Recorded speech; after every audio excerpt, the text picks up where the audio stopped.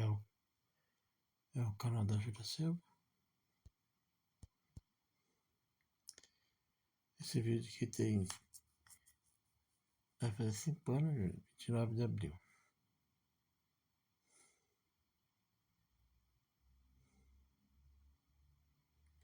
É um dos canais da Júlia Silva. Isso aqui é Júlia Sky. Deve ter o canal da Júlia Silva. Ela fala inglês. Ela fala inglês e normalmente ela replica outro vídeo em português. Só que parece que esse ela não fez ou tiraram. Tocaram bem antes, acho.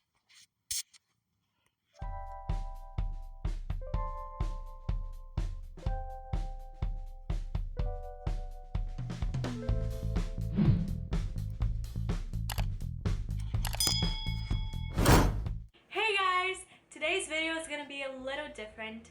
I'm gonna do a book review, and that is something that I don't usually do, but since I read this book and I literally fell in love with it, I felt like I had the need to do this, and also because my English teacher also asked us to do a video, so I'm posting it on my channel because why not? So yeah, so my English teacher is watching this right now. Hi Miss Dale, kisses for you. So yeah, so I had to read this book because of English class. If it wasn't for English class, I wouldn't have known about it, but I'm so glad I did, because I literally fell in love with this book.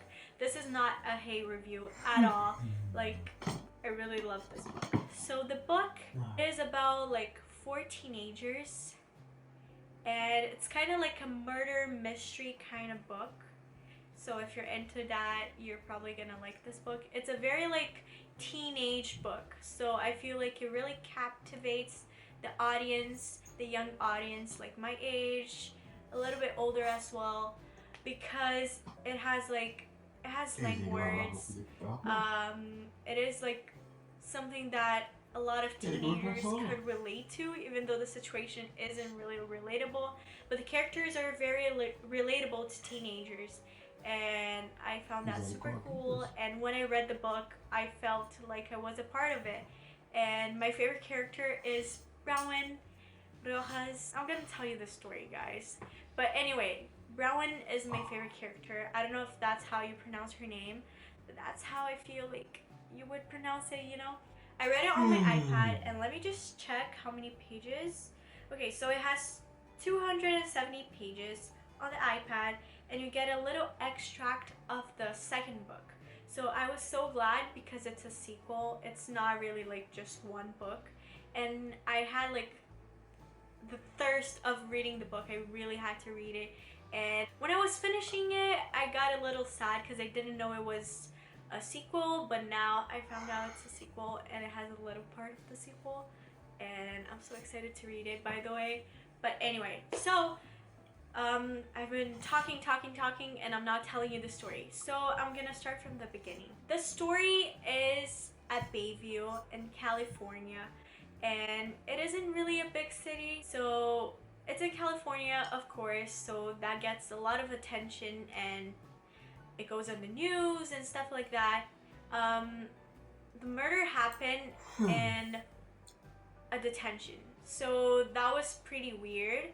So all the 4 kids, actually 5 kids, because one of them died, which is Simon Keller, and the other 4 kids, they were brought into detention for no reason.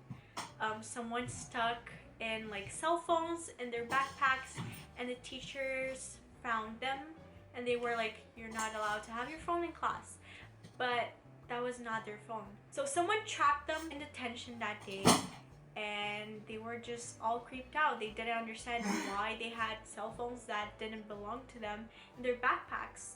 So anyway, the teacher didn't want to hear it. The teacher was like, be quiet, this is attention, shut up. So yeah, so nobody could do anything. So Simon always had his water bottle on him. He's the victim. He's the person who died. So Simon was thirsty, and he wanted to drink water. So he had to take a cup and fill it up with tap water, and apparently there was peanut butter in the tap water.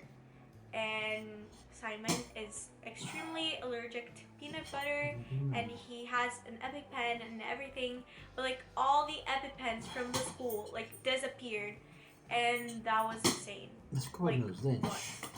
They didn't have a single EpiPen in the whole school when they had like a lot of them before. So when everybody was trying to save Simon, when Simon was having his allergic reaction, he couldn't breathe or anything, everybody was panicking, they were trying to find the EpiPens. Where are them? They disappeared.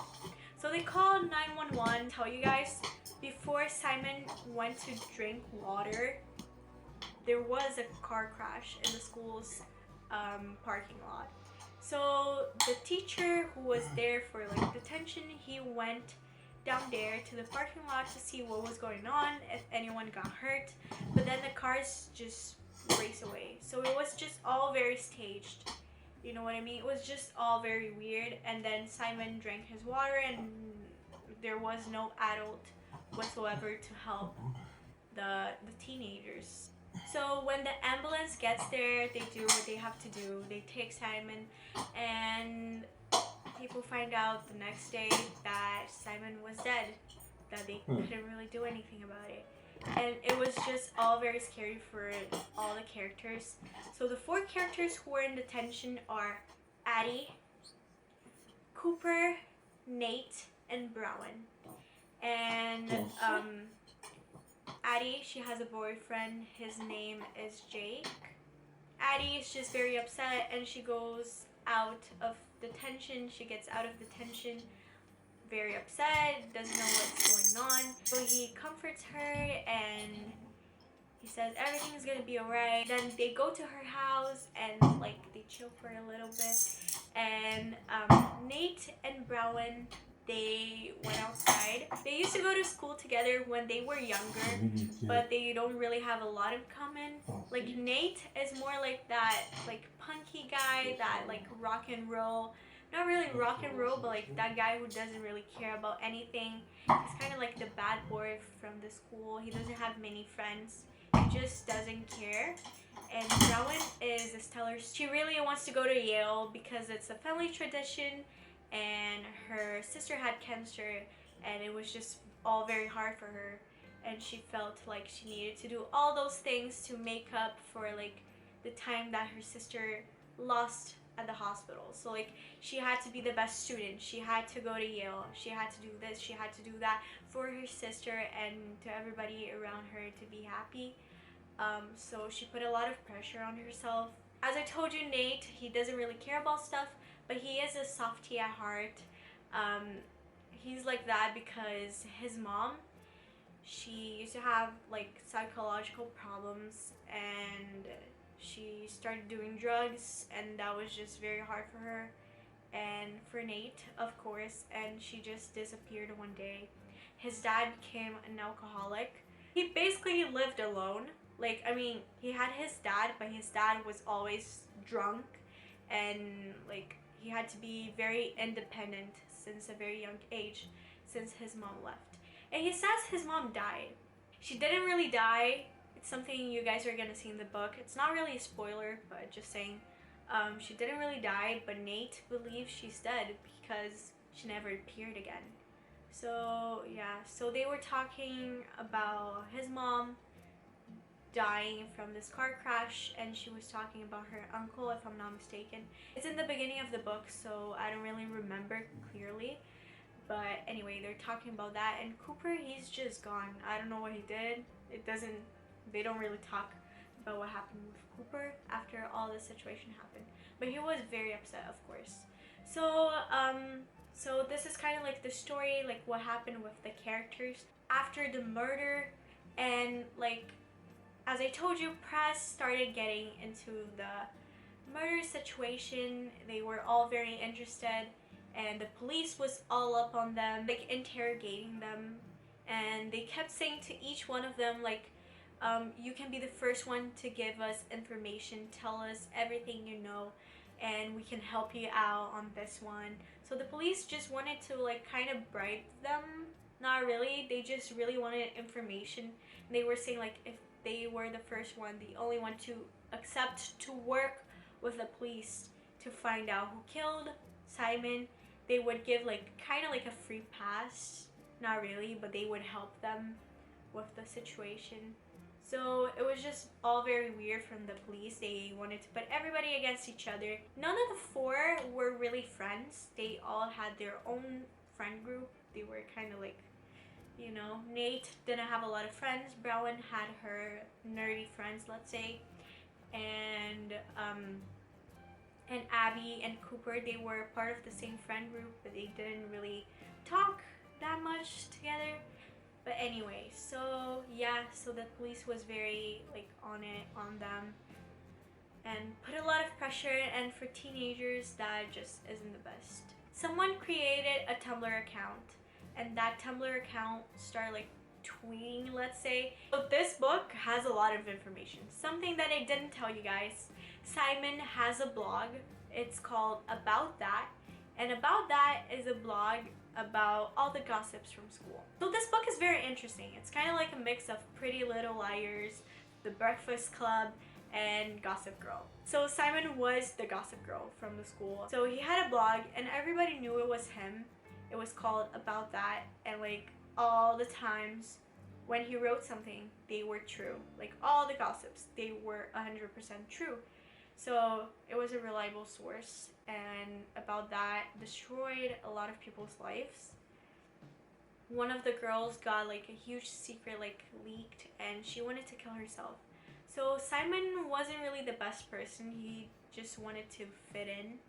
He wanted to be a part of the popular group, but he couldn't really fit in because he was kind of weird, let's say. So he just wanted to use About That to get to them and to be like as known, as famous as them.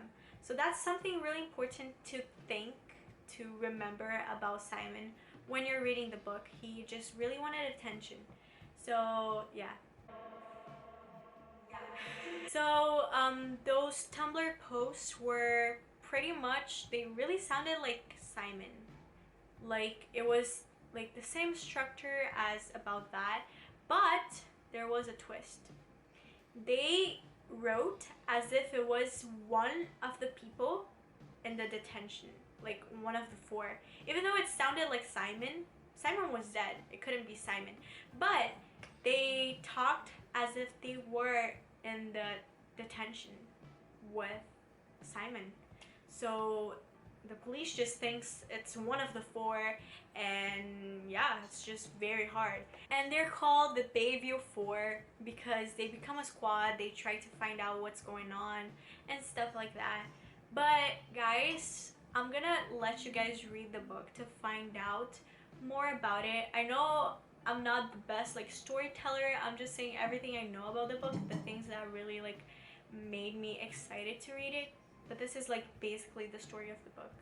So anyway, something else that I loved about this book is the romance that we have between Rowan and Nate. It's literally that romance that you don't expect at all, and it's just very sweet because Nate really needs that type of person in his life, because he goes around with girls, he does stuff, and he doesn't really commit to anyone because nobody really stayed in his life, you know what I mean? So Brown was like a light in his life, and Brown was there for him. Brown's lawyer told her that she couldn't really contact any of the three, I mean, because that could prove her guilty, as if it was like a plan or whatever. So her and Nate, they decided to have burner phones, and with those burner phones they would call all night and watch a movie, and that is just so sweet. Like, it's so sweet. Nate is not really the type of guy for a girl like Brown, because Brown is kind of like that perfect girl who gets stellar grades, that like amazing student, and Nate is just like, I don't care. But they're the perfect couple. Like, it's so cute, and I don't know, they just have this chemistry that you can't even explain. and it's just very emotional. It's like very hard. Like I cried, man. I cried reading the book a couple times because it gets into your feelings, and you have to let yourself get into the book. You have to let yourself like be a part of the book. You know what I mean? I feel like when I read books, I really get into them, and I feel like I'm one of the characters. And yeah, there's always one character that you relate to the most. I don't really relate to Rowan, but she's my favorite character, so I kind of saw myself as her. You know, it's not a family tradition in my family, but anyway, I just really felt like Rowan, like the type of girl I would want to be friends with. She's so sweet. She does everything to help Nate with his problems, and she's just always there for him. Like, things are hard, man. They are really hard.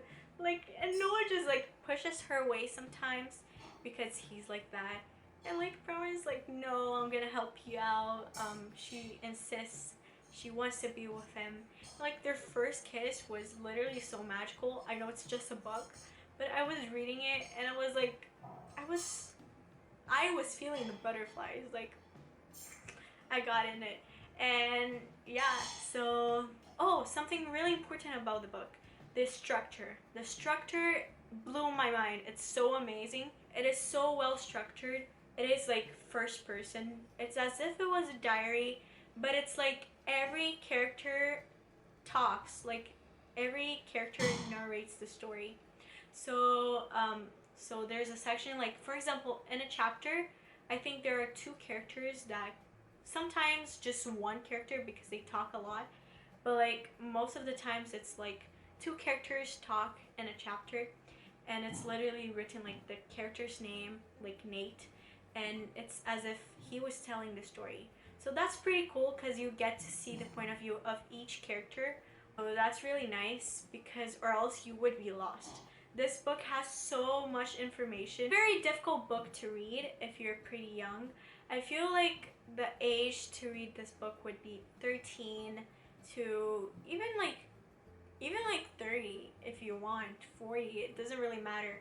But it is a book that I see mostly for teenagers, but I feel like younger than 13, even 13, you would be a little lost. I'm 14, I'm not saying that I'm super old, but like it has a pretty good vocabulary. It's like there are some things that I didn't really know that I had to search up, but overall it is a pretty familiar vocabulary. It was pretty good, but it has a lot of information, so that is pretty hard to understand, and you have to pay a lot of attention to the book because it has a lot of details, and you can't really miss out on anything. I don't know, I just really love this book. It is really, really, really good. So yeah, I talked a lot. Thanks for watching my video. Thanks for having the patience. And if you get a chance to read the book, please read it. It was like, I believe it was like $4.99. It was pretty cheap. And it is such an amazing book. Like, you won't regret it. So the name is One of Us is Lying. Best book I've ever read. Not to be dramatic, but this was the best book I've ever read. I sound so dramatic, but I'm not lying. It is a very good book, and I really loved it.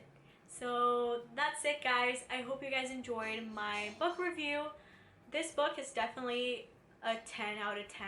I want to say a 9 because I feel like I'm being like too much, but it's a very good book. So 10 out of 10. Please read this book. It's amazing. So kisses for y'all. Thank you so much for watching my video. See you next time. Peace.